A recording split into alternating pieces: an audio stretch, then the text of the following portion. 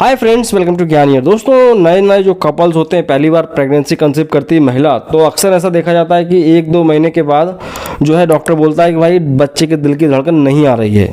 तो बहुत ज़्यादा प्रॉब्लम हो जाती है। समझेंगे कि ये धड़कन ना आना कितना रिस्की है, आपको चिंता करना चाहिए नहीं करना चाहिए, और क्यों नहीं आती है, क्या कारण हो सकता है, और आपको इस कंडीशन से बचना कैसे, सब कुछ बहुत आसान भाषा में सीख जाएंगे, आप समझ जाएंगे। तो वीडियो को पूरा देखिएगा, अच्छा लगे लाइक करें, सब्सक्राइब करें। तो यहाँ पे अगर बात की जाए दोस्तों हृदय की धड़कन, तो देखो जब भी कोई बच्चा जब पैदा होता है तो जाहिर सी बात है उसको 9 महीने माँ के पेट में, मतलब कि बच्चेदानी में रहना पड़ता है, गर्भ में रहना पड़ता है। उसी के बाद उसका जो है पूरा डेवलपमेंट हो जाता है 9 महीने के अंदर अंदर। और अगर बात की जाए सिर्फ फीटस की, बच्चे की, तो देखो ये जो बच्चा होता है जब बनता है माँ के पेट में बोल रहा हूँ, सॉरी उसके लिए माफ़ करना, उसके जो गर्भ में, तो क्या होता है कि सबसे पहले अपन कह सकते हैं कि दिल का निर्माण होता है, हार्ट का फॉर्मेशन पहले हो जाता है। प्रॉपर जैसे एक आम आदमी के अंदर हार्ट होता है ऐसा हार्ट नहीं बनता है, उससे मिलता जुलता अपन कह सकते हैं कि ये गुच्छा टाइप का बन जाता है, जो कि ब्लड को सर्कुलेट करना शुरू कर देता है, ब्लड का फ्लो होने लगता है बच्चे की बॉडी में। उसके बाद दूसरे अंग डेवलप होने लगते हैं, हाथ पैरों की उंगलियां, ब्रेन, ये सारी चीज़ें बाद में डेवलप होती हैं। तो पहला जो होता है हार्ट ही सबसे पहले डेवलप होता है। तो होता क्या दोस्तों कि लगभग 6 हफ्ता मतलब कि लगभग 1.5 से 2 महीने के बाद बच्चे की हार्ट रेट आ ही जाती है, जिसे आप अल्ट्रासाउंड में सुन सकते हैं। और कई बार देखा जाता है कि हार्ट रेट नहीं आ रही है। तो इसके लिए मैं आपको बताना चाहूँगा दोस्तों कि ऐसा ज़रूरी नहीं है कि हर बार आपकी हार्ट रेट 1.5 महीने 2 महीने में आ ही जाए। 2 तरह से अल्ट्रासाउंड किया जाता है, एक ट्रांसवेजाइनल और ट्रांसडर्मल। जो ट्रांसवेजाइनल अल्ट्रासाउंड होता है उसमें आप लगभग 6 हफ्ते के बच्चे की भी heart rate, heartbeat, heart sound को सुन सकते हैं। ठीक, मतलब कि ये लगभग आपके पेट के निचले हिस्से वेजाइना के आसपास जो है रखकर, इसको गर्भ बच्चेदानी के आसपास रख के इसको सोनोग्राफी किया जाता है। तो वहाँ से आपको हार्ट साउंड सुनाई दिया जाएगा। अगर बात की जाए जो ट्रांसडर्मल, नॉर्मली जो यूएसजी अल्ट्रासाउंड किया जाता है, उसमें क्या होता है कि आपको जो है लगभग 7 हफ्ते हो जाने के बाद ही साउंड आता है। अब बात आती है कि साउंड नहीं आ रहा, तो क्या क्या कंडीशन बन सकती है। ये जो हार्ट का साउंड नहीं आ रहा है, तो इसका एक जो है कंडीशन बन सकती है, जैसा कह सकते हैं मिस अबॉर्शन। ठीक है, कि भाई प्रेगनेंसी के टाइम पे महिला का जो है अबॉर्शन हो सकता है। ठीक है, दूसरी चीज़ कि कई बार जो है मिसकैरेज, इसको एक प्रकार से साइलेंट मिसकैरेज भी कहते हैं। डॉक्टर के पास आप जाएंगे, डॉक्टर आपसे बोलेगा कि रेस्ट करें, और ऐसा होता भी है कि कई बार क्या होता है कि साउंड नहीं आ रहा है, तो पेरेंट्स भी टेंशन में आ जाते हैं, माता पिता भी और डॉक्टर भी। तो डॉक्टर के पास एक ऑप्शन होता है कि कई बार क्या होता है कि बच्चे की साउंड नहीं आ पाती प्रॉपर, लेकिन कुछ दिन बाद डेवलप होने के बाद वो आने लगती है। तो डॉक्टर 10 से 12 दिन का इंतज़ार करता है कि 10 दिन बाद फिर से चेक करेंगे।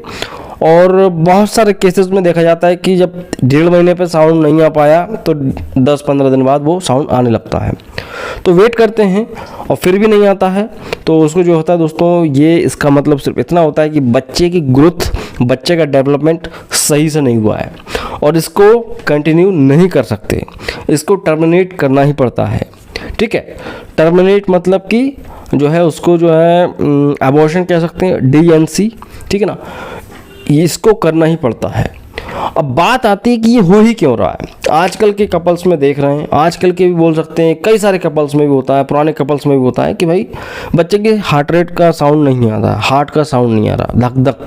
ठीक है, और एक और चीज़ यहाँ पे ऐड कर देता हूँ दोस्तों, जो छोटा बच्चा, मतलब कि जो माँ के गर्भ में जो बच्चा होता है, उसकी हार्ट रेट कितनी होती है, 110 से लेके 180 तक होती है, और ये नॉर्मल है। आपको घबराना नहीं है कभी अल्ट्रासाउंड देख के कि इतनी सारी HR आ रही है इसके अंदर, हार्ट रेट इतनी ज़्यादा, नॉर्मल है वो। ठीक है, छोटे बच्चे की होती ही है। तो दिल धड़कने की आवाज़ क्यों नहीं आती है छोटे बच्चों में, तो देखो इसके बहुत सारे कारण हैं।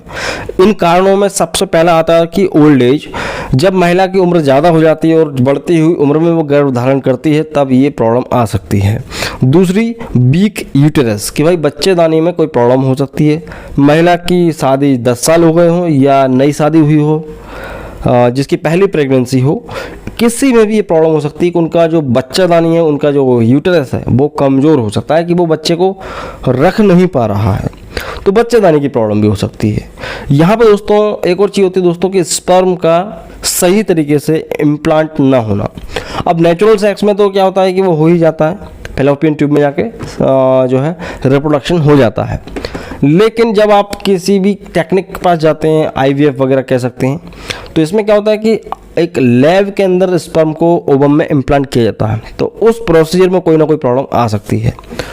सो 3 कारण ये होगा दोस्तों। चौथा कारण है जो कि सबसे ज़्यादा होता है और 90% केसेस में इसको कह सकते हैं कि ये कारण माना जाता है, जिसे बोलते हैं जेनेटिक्स। ठीक है, जेनेटिक्स बोले तो कि भाई अगर आपके फैमिली में किसी भी परिवार में आप देखिए, आपके परिवार में अगर इस तरह के केसेस होते रहें कि भाई प्रेगनेंसी महिला की सही से प्रॉपर नहीं हो पा रही है, मिसकैरेजेस की हिस्ट्री रही है, बहुत सारे मिसकैरेज हो गए आपके परिवार में किसी को, इट मे पॉसिबल कि आपको भी ये चीज़ हो सकती है। क्योंकि जेनेटिक्स में क्या होता है दोस्तों, यहाँ पे क्रोमोसोम्स का काम होता है।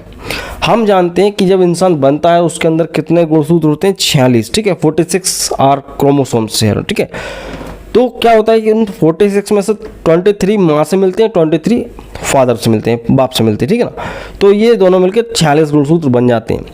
तो ये नेचुरल प्रक्रिया है। और अगर इन गुणसूत्रों में माँ या पिता से अगर किसी से 24 मिल जाए या किसी से 22 मिल जाए, ऊपर नीचे हो जाए एक दो भी, तो एक बहुत बड़ा एक बोलते हैं कि कई सारी समस्याएं होती हैं। वो तो होती ही हैं, डाउन सिंड्रोम वगैरह आपने सुने होंगे। लेकिन ये भी प्रॉब्लम आती है कि बच्चा कंसीव ही नहीं हो पाता है। ये डाउन सिंड्रोम वगैरह तो कब होता है, जब बच्चा पैदा हो जाता है, वो भी एक जेनेटिकल डिजीज़ है। तो कई बार इन्हीं क्रोमोसोम्स की गड़बड़ी की वजह से बच्चा बन ही नहीं पाता, उसका डेवलपमेंट ही नहीं हो पाता। सो खैर ये तो जो है आपके जेनेटिक्स के ऊपर डिपेंड करता है, इसको अपन चेंज नहीं कर सकते। लेकिन अगर आपको लगता है कि आपकी बच्चेदानी कमज़ोर है, आप ओल्ड एज हैं, या आपने जो है कोई दूसरे कई सारे फैक्टर्स हो सकते हैं, तो स्पर्म का इम्प्लांट वगैरह मान लो आपने IVF कराया है, तो आप कुछ चीज़ें हैं जिनको आप अगर करते हैं तो आप इस चीज़ से बच सकते हैं। पहली चीज़ तो ये दोस्तों कि आपको रेगुलर चेकअप में रहना है। अगर आपको लगता है कि भाई पहले प्रेगनेंसी कंसीव नहीं हो पाई है, ख़राब हो गया है, केस बिगड़ गया है, पहले भी हिस्ट्री रही है इस टाइप की, तो आप डॉक्टर से पहले दिन ही कंसल्ट करें। जब भी आपको प्रेगनेंसी कंसीव होती है तो शुरू से आप प्रॉपर फॉलोअप में रहे डॉक्टर के, proper checkup, proper diet, proper medicines.